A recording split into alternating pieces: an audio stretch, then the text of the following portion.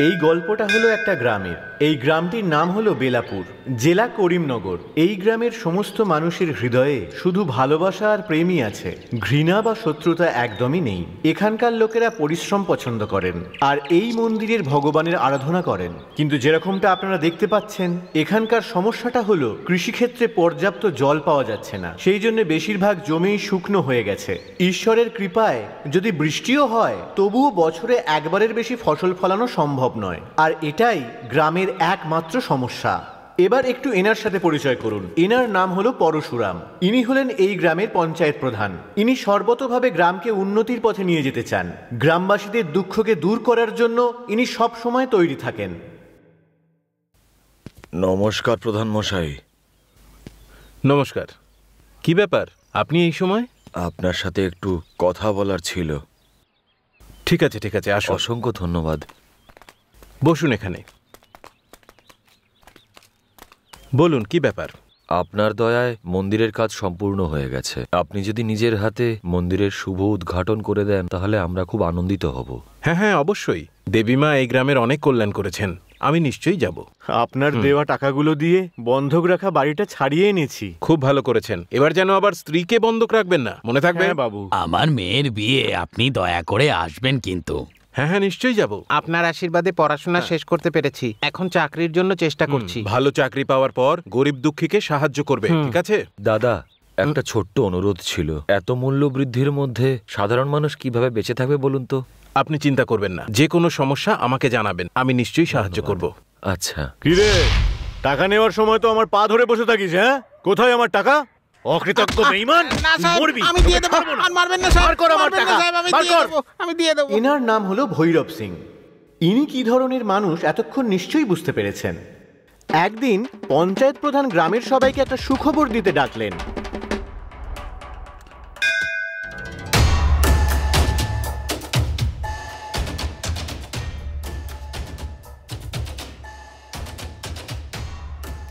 শুধু আমাদের গ্রামের জমিতে চাষ করা যাচ্ছে না, অন্যান্য গ্রামে ঠিকই চাষ হচ্ছে। তার কারণ হলো ওইসব গ্রামে জল আছে, আমাদের গ্রামে জল নেই। শুধু এই কারণেই আমাদের গ্রাম গরিব রয়ে গেছে। এখন এই সমস্যার সমাধান হওয়া দরকার। আমাদের গ্রামের জন্য আমাদের সরকার একটা বড় পুকুর খনন করবে। আর একটা কথা, সার্ভে অনুসারে পুকুর খননের উপযুক্ত জমির মালিক হলেন ভৈরব সিং।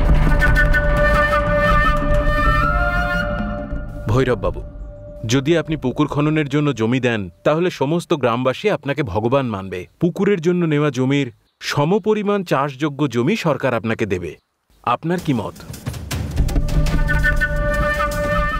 ভেবে পরে বলবো। এই চলো এখান থেকে, চলো।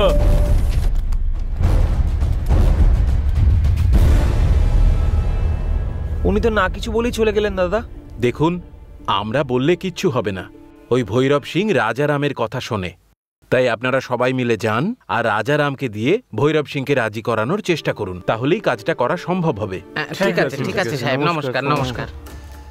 চলো চলো চলো, আমরা রাজারামকে বোঝাতে চাই, চলো।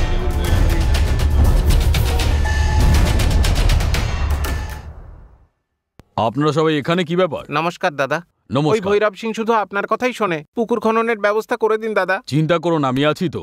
আমার তরফ থেকে আমি পুরো চেষ্টা করব। আপনারা এখন ঠিক যান। আছে দাদা। এ হলো রাজারাম, এই গোটা গ্রামে ভৈরব সিং এর একমাত্র বন্ধু।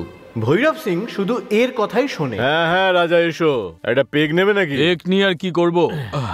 সেটা তো যে কোনো সময় নিতে পারি। আগে আমাকে এটা বলো যে চাষিদের জলের ব্যাপার কি হলো? আমার কাছে কত একর জমি আছে তুই ভালোভাবে জানিস।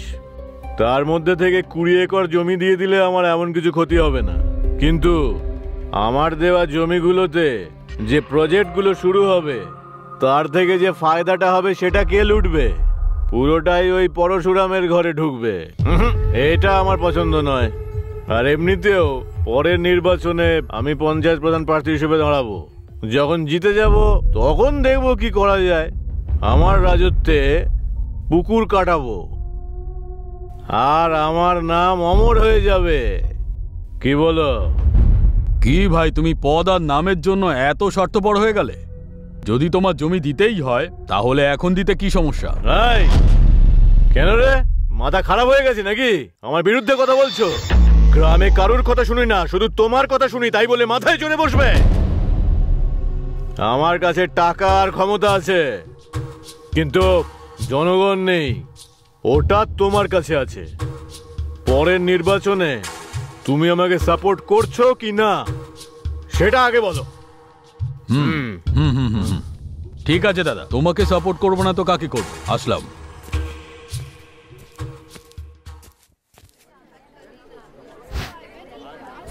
হ্যাঁ, সেই তখন থেকে দাঁড়িয়ে আছে।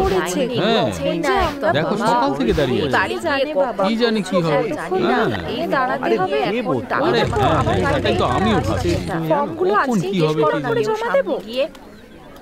বেলাপুর গ্রাম পঞ্চায়েত নির্বাচনে পরশুরাম মশাই নিজের প্রতিপক্ষ ভৈরব সিং এর বিরুদ্ধে 1275 ভোটে জয়লাভ করেছেন।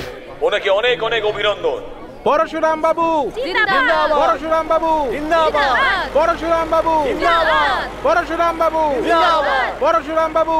তুমি এত বড় নেমো খারাম, অকৃতজ্ঞ বন্ধু হয়ে আমার সঙ্গে থেকে তোমার লোকেদের সমস্ত ভোট দিয়ে আমাকে জেতাবে এটাই ভেবেছিলাম, কিন্তু তোমরা সবাই মিলে ওকে সাপোর্ট করে ওকে জিতিয়ে দিলে। এরকমটা নয় দাদা, তোমার স্বার্থই তোমাকে হারিয়েছে। ছি ছি, তোর মতো বিশ্বাসঘাতককে থুতু দিতে ইচ্ছা করে। থু। কি অসভ্যতামি হচ্ছে? সম্মান করি তাই চুপচাপ আছি, না হলে তো। নয়তো কি আমার মুন্ডু কেটে ফেলবি নাকি? কি দাদা, ওনাকে উল্টোপাল্টা কথা বলছেন কেন? কি বলছিস? আমি উল্টো পাল্টা কথা বলছি? আমরা আপনার সাথে আছি। এই তোমরা সবাই শান্ত হও। আমি তোমাদের সবাইকে বলে দিচ্ছি, ওই প্রজেক্টের জন্য আমি আমার জমি কখনো দেবো না। এই জন্মে তোমাদের চাষ আর হবে না, তোমরা সবাই মরবে, ছটফট করে মরবে তোমরা সবাই। এই রাজারাম, এতদিন তুমি শুধু আমার বন্ধুত্ব দেখেছো, এবার তুমি আমার শত্রুতা দেখবে। যাই হয়ে যাক না কেন, আমি আমার জমি কিছুতেই দেব না। প্রধান মশাই, এটা কি হয়ে গেল? এবার আমরা কি করব?